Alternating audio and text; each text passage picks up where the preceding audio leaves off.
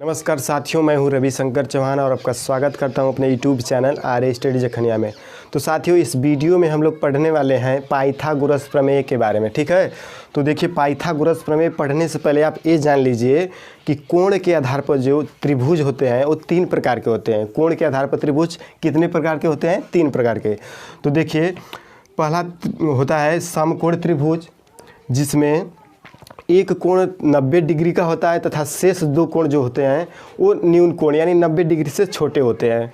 और जो न्यून कोण त्रिभुज होता है, इसमें जो तीनों अंतःकोण होते हैं वो तीनों अंतःकोण 90 डिग्री से कम होते हैं यानी न्यून कोण होते हैं।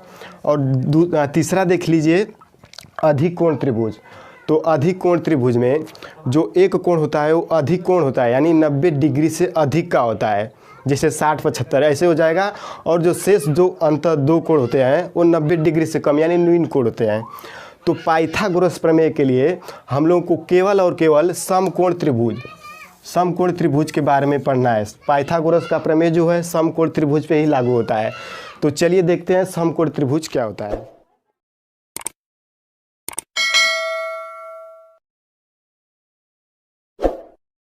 जैसा कि मैंने आपको बताया कि समकोण त्रिभुज में एक कोण 90 डिग्री का होता है तथा शेष जो अंतः 2 कोण होते हैं ये 90 डिग्री से कम यानी न्यून कोण होते हैं। तो देखिए, समकोण त्रिभुज में जो भुजाएं होती हैं तीनों, इनका अलग अलग नाम होता है।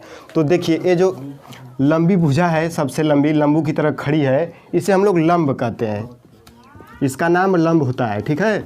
और ये जो 90 डिग्री के सामने वाली भुजा है, ए वाली AC जो है 90 डिग्री के सामने वाली भुजा, इसे कर्ण कहते हैं। और तथा शेष जो AB वाली भुजा है इसे आधार कहते हैं। समझ में आ गया?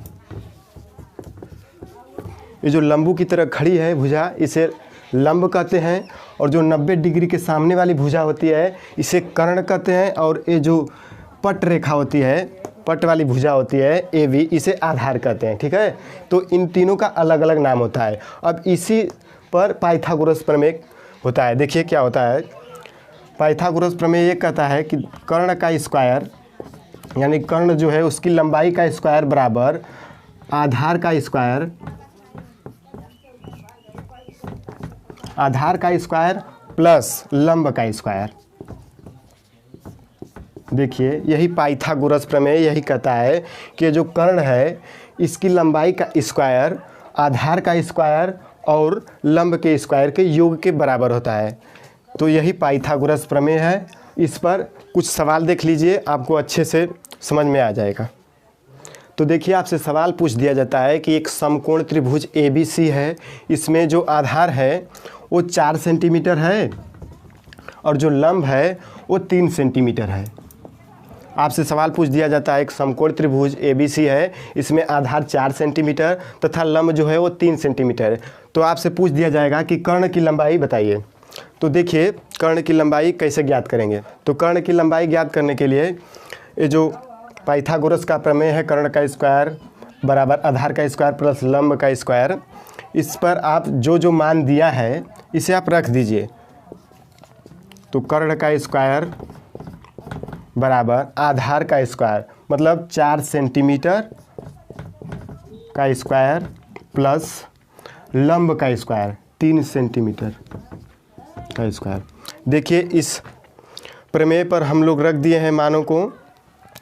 आधार दिया है 4 सेंटीमीटर और लंब दिया है 3 सेंटीमीटर। इसका होल स्क्वायर कर दीजिए अब।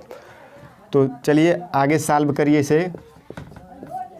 कर्ण का स्क्वायर बराबर 4 का होल स्क्वायर कितना होता है? 4 चौका 16 होता है प्लस और 3 का स्क्वायर होता है 3 तिली के 9।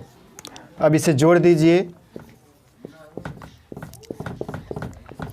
16 में 9 यदि जोड़ेंगे आप तो हो जाएगा 25 हो जाएगा। 16 में 9 जोड़ेंगे तो देखिए, इधर कर्ण का स्क्वायर है ना, तो जब ये उधर जाएगा स्क्वायर तो हो जाएगा कर्ण बराबर √25। ठीक है, इसे समझिए आप लोग। इधर कर्ण का स्क्वायर बराबर 25 है, तो यहाँ पे यदि आप कर्ण कर देंगे तो जो स्क्वायर है वो अंडर रूट में बदल जाएगा। तो आगे देखिए, कर्ण बराबर हो जाएगा √25, यानी करड़े में 25 का मान होता है 5। तो आ गया आपका आंसर। देखिए बहुत ही आसान सवाल था। जो कर्ण की लंबाई है वो 5 सेंटीमीटर है। ठीक है, देखिए इसी समकोण त्रिभुज पर आपसे सवाल कुछ और अलग तरफ से पूछ दिया जाएगा। तो देखिए आपको दे देगा कर्ण और लंब की लंबाई दे देगा और आपसे आधार पूछ लेगा। तो आप इसमें मान रख लीजिए और पक्षांतर करके आप लगा सकते हैं। ठीक है, ऐसे ही आप सवाल बनाकर लगा सकते हैं। तो उम्मीद करता हूँ आपको वीडियो पसंद आई होगी। वीडियो पसंद आई हो तो लाइक कर दीजिए तथा साथ ही साथ हमारे चैनल को सब्सक्राइब भी कर दीजिए।